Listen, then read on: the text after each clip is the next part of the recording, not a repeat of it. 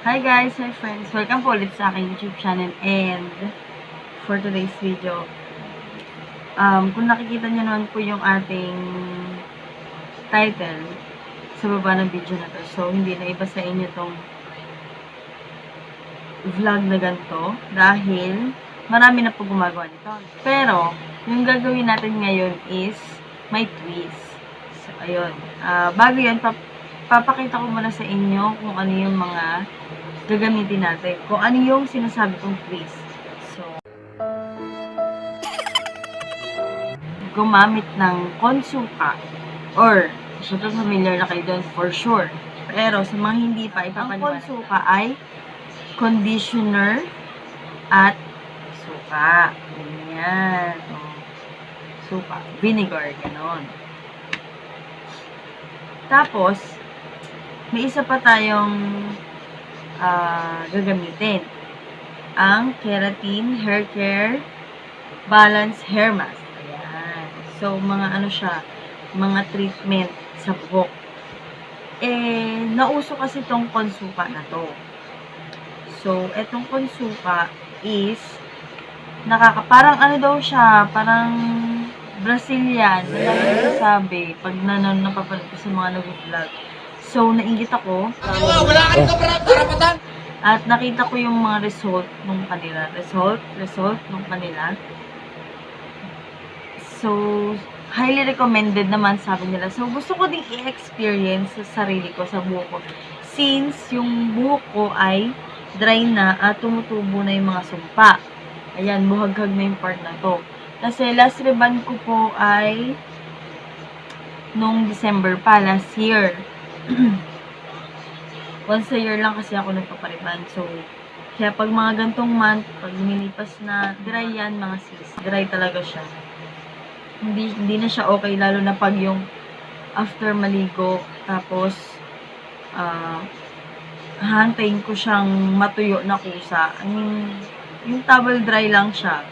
Towel dry. Tapos, pagka alis or hantayin ko lang siyang matuyo na kusa na hindi ko siya iniikitan. As in, buhagag na yun dito. Ngayon, buhagag na yan pero what more pa kapag hindi ko siya. Sige, ewan ko ba't medyo maganda natin ko siya. Pero kung makikita nyo, ayan na yung mga sumpa. Ayan, hindi na siya straight. Ayan, yung mga ganyan-ganyan na. Tumutubo na yung ating mga virgin hair. Ayan. So, yun. And, kaya natutokso akong gamitin etong CON-SUKA na to. Yung sinasabi kong twist, guys, i-check ko kung ano yung mas maganda. Kung CON-SUKA na treatment, CON-SUKA, or etong KERATIN. So, yun. And, ang gagawin ko is hahatiin ko yung hair ko sa gitna. Yan, hahatiin natin siya sa gitna. Tapos, ang twist, sa kabila ang CON-SUKA at sa kabila ang ating KERATIN. So, yun. Titignan natin kung ano yung mas best result, yung highly recommended, or kung ano yung mas okay sa buhok. Mga yung buhok ko siguro kasya naman na siguro itong dalawang sachet. Ang sabi naman sa mga napanood ko, ang magiging mixing nito ay 2 kutsara ng suka sa isang conditioner. So, gagawin na natin. Para ma-apply na natin.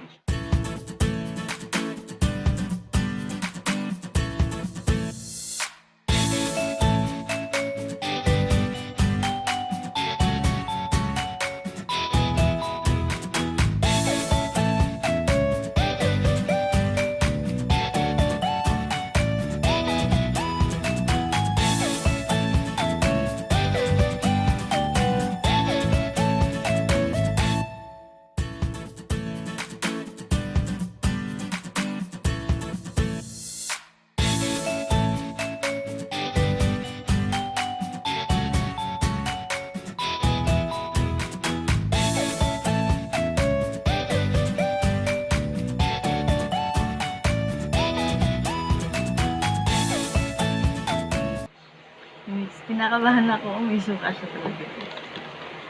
Mix natin siya ganyan.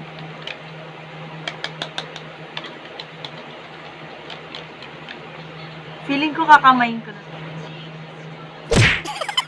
Medyo maasim.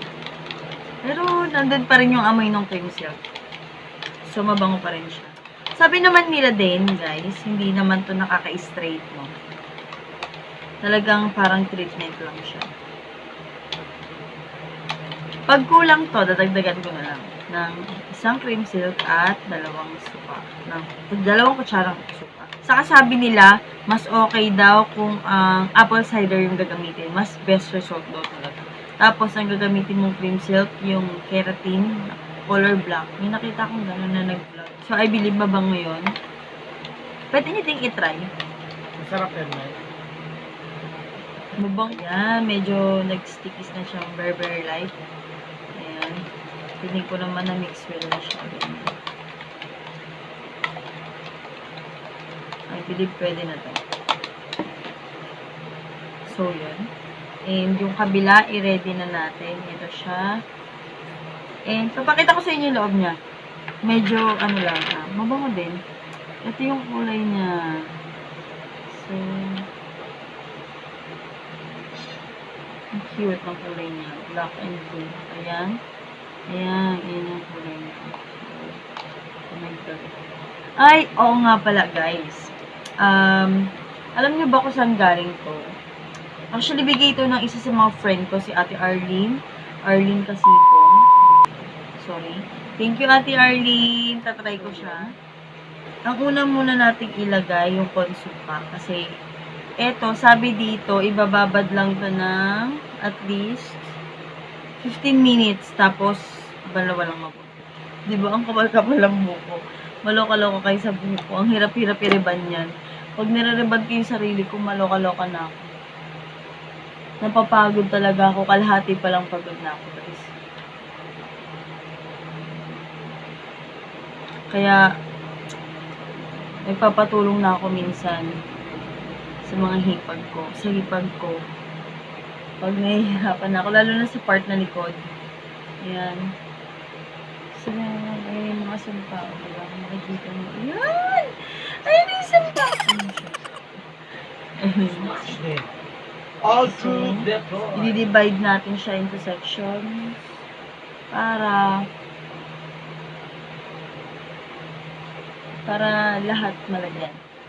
Ayun na.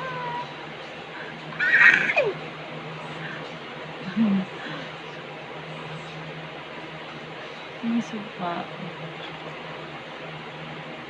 Baka mas baka mas effective talaga siya pag apple cider or baka mas maasim yung amoy pag apple cider. Try nyo to, guys. Tapos, para makita nyo din kung okay din siya sa hair. Pag naging okay yung result nitong ating CON-SUKA, uulitin natin siya sa next vlog ko. Pero, ang gagamitin natin yung sinasabi ko, yung apple cider, tapos yung conditioner na black na keratin keme-keme. Sabi nila, etong CON-SUKA, ibababad daw siya ng at least 30 minutes. So, kaya inuna ko to kasi mas matagal siya mababad para pagbabanlawan na natin.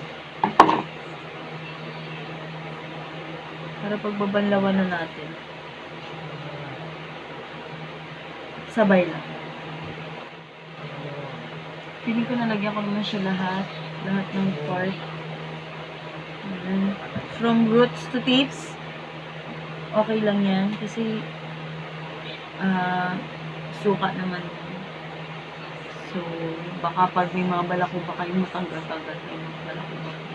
Baka malinis pa yung mga Paano masabi? Kasi i-hair mask natin siya mamaya.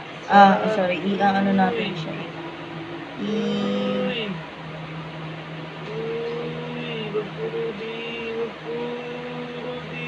Putang ina mo. Yan, ito naman ang ating experimentahan, yung kabilang side ng ating. So, ayan, i-divide na natin siya. Kuha na tayo ng part sa ilalim. A few moments later.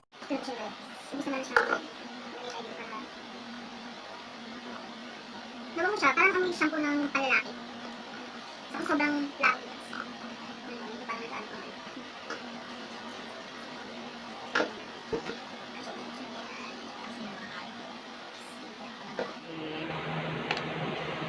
Ang sabi sa hula. Listen, look, and listen, and learn. Listen, look, and listen, and learn. Hair, towel dry, and kailangan basa. Kasi towel dry lang daw. So, paano? Dapat na isa. Yung isa, sabi naman, pwede kahit pilo. Hindi ko na pinalibuan yung buko. Ganito na lang tayo later. Para dito sa ating hair. Mas feeling ko naman okay din siya kahit dito. Hindi naman siguro masakit. Ayan na yung virgin hair ko. Kasi wavy talaga yung hair ko, guys. So, try na natin. Ganito naman siguro ang towel dry. Dinisikan ko na lang siya ng konting tubig, guys. Ganun lang yung ginawa ko. Pero, mas okay siguro talaga pag ninigo mo siya. Hindi natin kung ano mas okay. Pero, sa pag-apply ko, parang mas madulas to. Parang mas madulas to compared dun sa CON-SUKA. Pero tingnan natin kung ano yung after. Para tingnan natin kung ano yung maka-internet natin.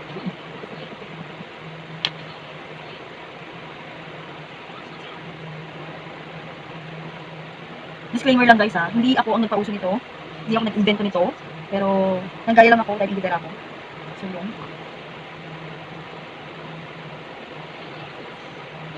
Nanggaya lang po ako sa ibang vlogger na napanood ko. At na-curious lang ako. At sabi nila maganda daw po talaga to. Experience natin. Di ba mas mag-experience?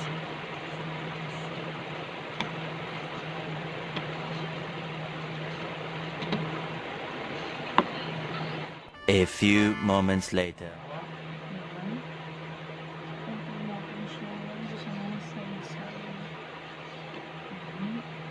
Ang bigat niya sa ulo. Dahil malapot siya. So, mas mabigat siya. Mas malambot to dun sa CON-SUKA.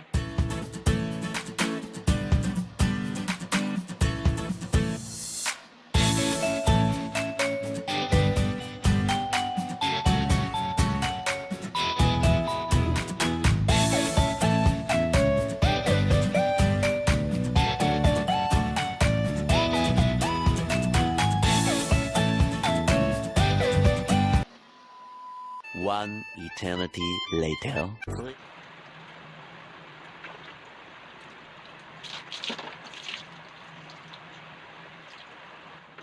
So, ayun din yung isa sa mga proseso pag nagdi-DIY ka or home service lang ng mga ganyan-ganyan. Siyempre, kailangan mong yumuko para mabandawan yung sarili mo.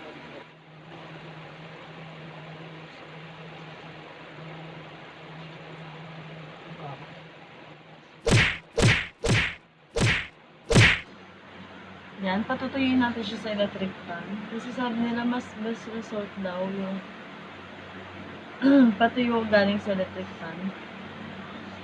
So, mamaya babalikan ko kayo guys. Pag tuyo na siya. Papakita ko sa inyo kung ano na yung mas okay sa dalawa. Ito na ang ating final result guys. And, nung pagkabalaw natin sa kanya, pinatuyo ko siya. Electric pa lang talaga yung ginamit ko. Kasi yun yung advice natin ng mga ginaya kong gumawa nito. So, eto ang ating result para sa ating CON-SUKA. Diba? Ang shiny-shiny niya. Totoo siya, guys. Nag-shine siya tapos gumaang, lumambot. Totoo siya. Maganda siya. Pero andun pa rin yung mga sampa natin. Pero okay lang kasi ang pinaka-damage hair ko talaga kasi yung ating laylayan. So, ayan din, di ba? Madulas siya. Smooth. Tapos, shiny. Magaang. Tapos, etong kabila na ating ginamit is KERATIN hair mask. Ang lambot niya rin, guys. Sobra. Feeling ko nga mas malambot to eh. Pero ito kasi madulas. Compare dito sa ating KERATIN hair mask.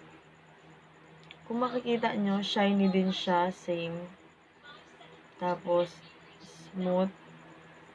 Ganyan. So, madulas. Mas magaang lang yung feeling ng CON-SUKA compare dito sa hair mask. Parang medyo mabigat-bigat pa siya. And, so, kung hindi ka pa subscribers ng aking channel, so it's time para mag-subscribe ka na. Please like, share, and comment down below kung nagustuhan nyo ang ating Hairtivity today. And yon.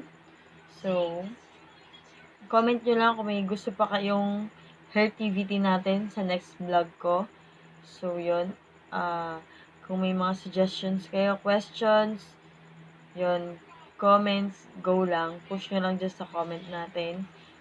Paki-click na din yung ating bell button para ma-notify kayo kung may mga bagong videos ako, kung may mga bago tayong Hairtivity. And yon. So, let's enjoy the day and thank you for watching.